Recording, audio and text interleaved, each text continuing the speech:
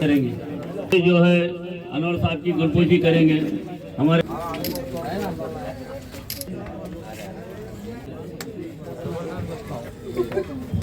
स्वागत। खिचड़ी हमारे रहीम भाई आरसीसी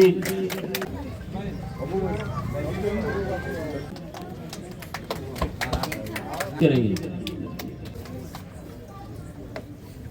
गुलपोशी करेंगे। शेख के सदर साहब की गुलपोशी करेंगे। हमारे इकबाल में हमारे सदर साहब की गुलकोशी करेंगे। उसी के साथ हमारे अनवर साहब महमूद भाई की गुलपोशी करेंगे। वहाँ पर एक ही शख्स था जो इसको रोकने का कार्य के लिए वो शेख अनवर साहब जो जिम्मेदार थे, उनकी जिम्मेदारी थी। न आज तक किसी ने आवाज भी नहीं उठाया। खाली बड़ापन देख के हमको कुर्सियां पे बिठाना नहीं है। और मैं वादा करता हूँ इंशाअल्लाह अनवर साहब को उम्मीदवारी को खड़े करने के लिए यहाँ पर कोशिश की जा रही है।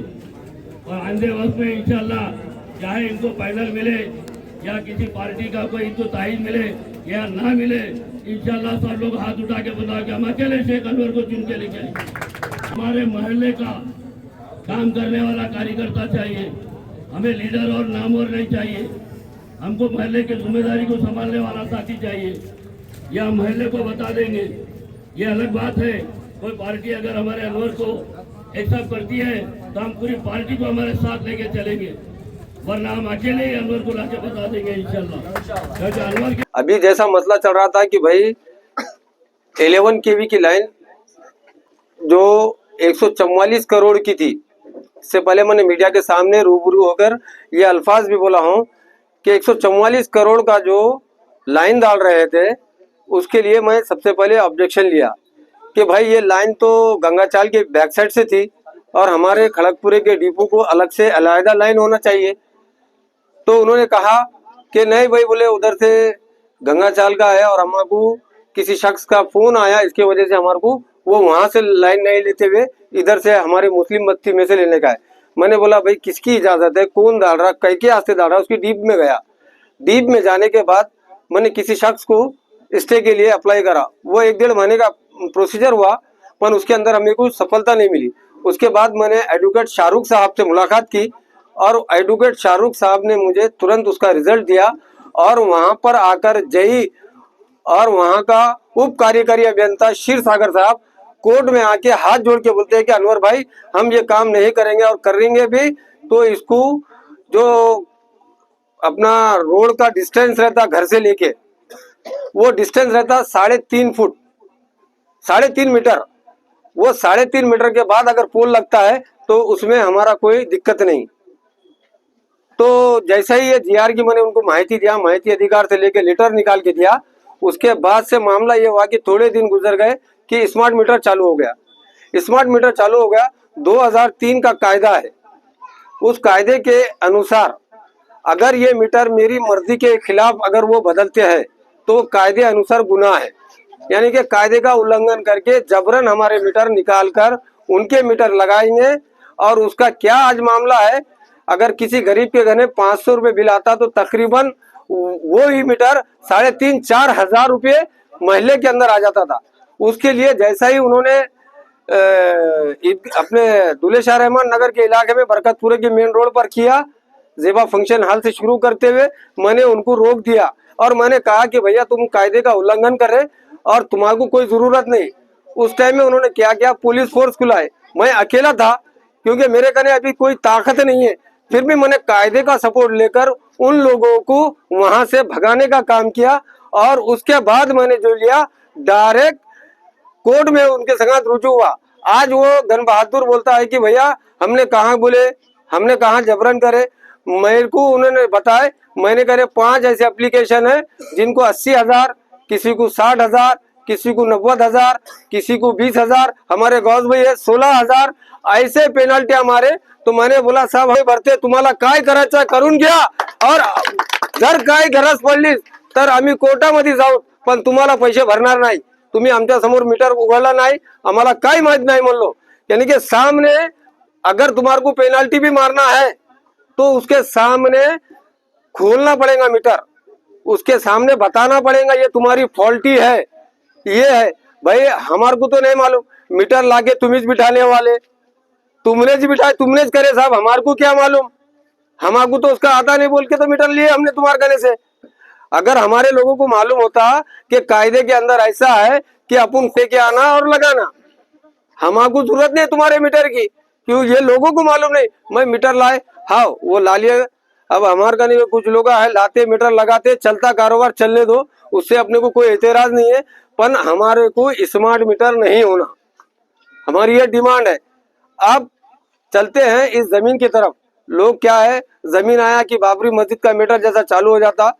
बीजेपी ने आज तक के जो हुकूमत करी उसका मेन उद्देश्य यही रहा कि भैया मुसलमान को बांटो और जीत के आओ। तो वैसे ही ये लोग यहाँ पर कुछ लोग हैं, मैं किसी का नाम नहीं लूंगा, जैसे ही इलेक्शन आया कि जमीन का मैटर चालू करते, इन्होंने जमीन के लिए आज तक के 5 साल में, मैं पिछला रिकॉर्ड तो नहीं बोलूंगा, 5 साल में कोई जमीन का काम नहीं किए। मैंने उसकी आवाज में पूरे फाइल निकाला और कहां से कहां तक गैरान है, कहां से कहां तक एनटीसी का नाम है, एनटीसी का नाम कहां से आया, ये लोगों को अभी कुछ नहीं मालूम। अच्छा भाई तुम हमारे से हर चीज सहूलत दे रहे, रोड दे रहे, नाली दे रहे, ड्रेनेज दे रहे ना तुम, उसका भी हमारे कहने दुरुपयोग होता, कमीशन के संगात रोड और नाली बनाई जाती, उनके जेबा भरे जाते। इन्होंने कोई विकास नहीं किया और अपना खुद का विकास किया। आज तुम ये हालत में देखो कि कला मंदिर से लेके अपने पानी के टाकी तक रोड का क्या हाल है। भाई रोज जा रहे, नगर सेवक का भी जा रहे, वहां से आमदार भी जा रहा, खासदार भी जा रहा, पर कोई विकास का काम नहीं है, डेवलपमेंट का काम नहीं है। घरकुल योजना के अंदर हमारे को बोले थे G+2 लो, उसी टाइम मैंने RTI निकाला G+2 का, और वो बोला कि ये कायदे का उल्लंघन है, हमारे को रहते जगह पर यानी कि जहां पर रहते वहीं पे घर को रहना। इंशाल्लाह कुछ दिनों में, कुछ सालों में अगर तुम लोग मुझे ताकत वोट की अगर भेजेंगे तो इंशाल्लाह मैं हर एक घर में घर को ये जो टीन है यहाँ पर मैं छत देखना चाहता हूँ, ये मेरा सपना है। मेरा खुद का मफाद कुछ भी नहीं है। अगर मैं मफाद वाला रहता तो मैं इससे पहले, मेरे को मोहल्ले के कुछ लोग आए थे, भैया तुमने ये कास्ट वैलिडिटी का ऑब्जेक्शन डाला, तुम पैसे ले लो और ठस जाओ। मैंने बोला उन्होंने कितने दे रहे, बोले 8 लाख रुपए। मैं बोला मैं गरीब का बच्चा हूँ, इतना परेशान हूँ, अभी मैंने 30 लाख रुपए को अंदर हुआ और 10 लाख रुपए देता हूँ, उनको बोलो कि तुम्हारा क्या करने का है करो, तुम हट जाओ नगर सेवक पद से। उन्होंने जुल्ला बोल के जो सर्टिफिकेट निकाले ये कायदे का उल्लंघन करके निकाले। इनके घरे क्या था क्या नहीं वो हमको मालूम।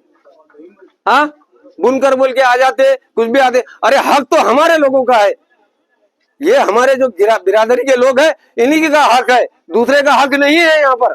अब कोई बोल रहा भैया सैयद बोल के आता तो इंशाल्लाह आ जाओ भैया, हम भी तुम्हारे को कोर्ट में देखेंगे कि कैसा उसका उल्लंघन तुमने करे, तो तुमने कास्ट सर्टिफिकेट कैसा बना है क्या नहीं, उसकी सब हमारे कहने इतिहास कुंडली आ जाती।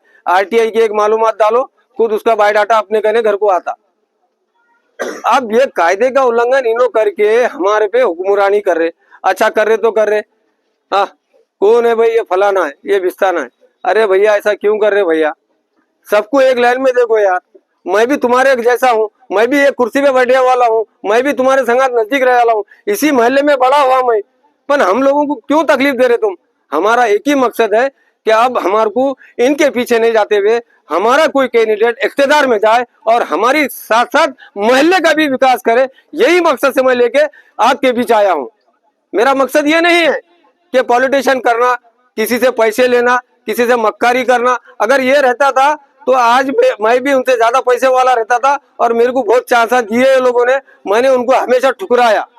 मैंने इसलिए ठुकराया कि आने वाले फ्यूचर में मेरी औलाद को कोई ये नहीं बोलना कि ये फलाने का शख्स बेटा है जो वहां पर इतने में बिका था। आज हमारे को कोई पार्टी लियो, हमारी तो डिमांड है, अगर कोई अगर ये लेते हैं तो हम तैयार है लेने जाने के लिए, पर हमारा मकसद ये है कि भाई मोहल्ले का विकास क्या है, हमारे को क्या पोजीशन में तुम हमारे को ले रहे, कौन से वजह से ले रहे, क्या वजह है।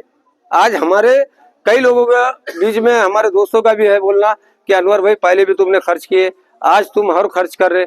मैंने बोला और पैसे गए तो चलेगा, पर इनकी गुंडागिरी, उनकी गद्दारियां मेरे पास बर्दाश्त नहीं होंगी। मैं इंसाफ दिलाऊंगा और हक के संग पूरे जनों का काम करूंगा। इतना कहते हुए मैं अपनी जगह लेता हूँ। खुदा हाफिज। और भाई हमारे महमूद भाई है और तैयब भाई है, इनकी बहुत काविशों की कोशिश रही इस मीटिंग के लिए, और इन्होंने जो मेहनत की है, एक तो इनको मैंने 3 बजे 4 बजे कुछ बोला कि भैया अपने को मीटिंग अरेंज करना है, इतने कम टाइम में इतने लोगों को जमा किए। इनका तहे दिल से मैं शुक्रिया अदा करता हूं और खुदा हाफिज।